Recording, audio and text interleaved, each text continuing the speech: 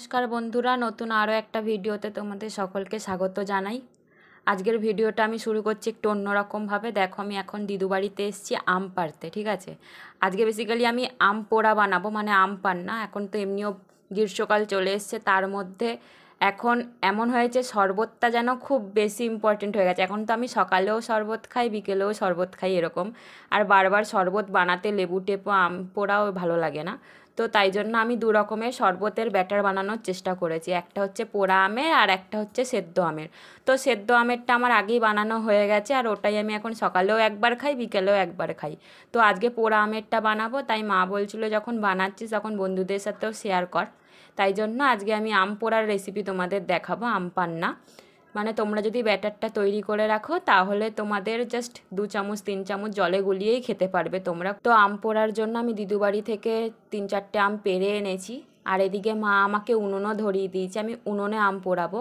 কারণ উনুনে আম পোড়ালে না, যে কাঠের যে একটা গন্ধ সেটা আমের মধ্যে চলে আসে, বেশ একটা স্মোকি ফ্লেভার চলে আসে। এর ফলে যখন তোমরা ওই আম পোড়াটা খাবে শরবত বানিয়ে, তখন একটা স্মোকি ফ্লেভারও আসবে।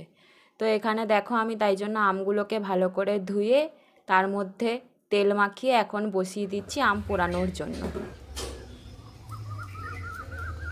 ওইদিকে আম পোড়া হচ্ছে হোক, এদিকে তোমাদের আমি একটা আম পোড়ার মশলা বানিয়ে দেখিয়ে দিচ্ছি।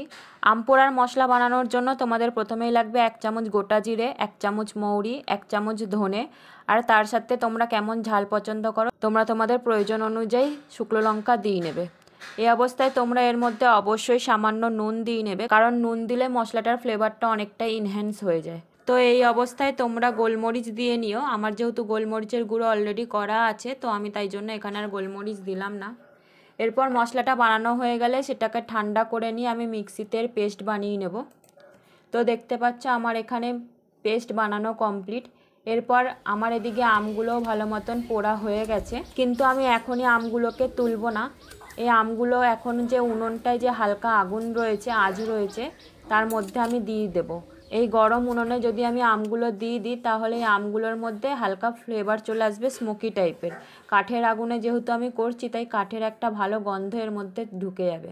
প্রায় 1 থেকে 2 ঘন্টা পর যখন উনুন ঠান্ডা হয়ে এসছে আর আমগুলো হয়ে গেছে পুরোপুরি, তখন আমি এগুলোকে তুলে নেব। তোমাদের দেখাচ্ছি, দেখো আমগুলো পুরো কালো হয়ে পুড়ে গেছে, আর দেখো কতটা নরম হয়েছে। তো আমার আম পোড়ানো এখানে কমপ্লিট। এরপর আমি আমগুলোকে ভালো করে ছাড়িয়ে নেব।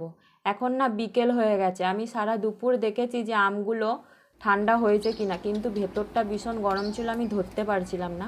তো বিকেলবেলায় তাই আমি আমগুলো ছাড়াতে বসেছি। আর এদিকে আম ছাড়াচ্ছি, আর ওদিকে আমাদের পটলা পুটলিও বসে আছে আম খাবে বলে। তবে আজকের ভিডিও আমি এই পর্যন্তই রাখতে চলেছি, কারণ ভিডিওটা আমার অনেক বড় হয়ে গেছে। এত বড় ভিডিও আমি ছাড়বো না। তো ভিডিওটা কেমন লাগলো তোমরা অবশ্যই জানাবে, আর এর পরের পার্টের জন্য তোমরা অবশ্যই পরের দিন আবারও এই টাইমে আমার চ্যানেল ফলো করবে। তো আজকের জন্য এতটাই, দেখা হবে আবারও পরের ভিডিওতে। টাটা।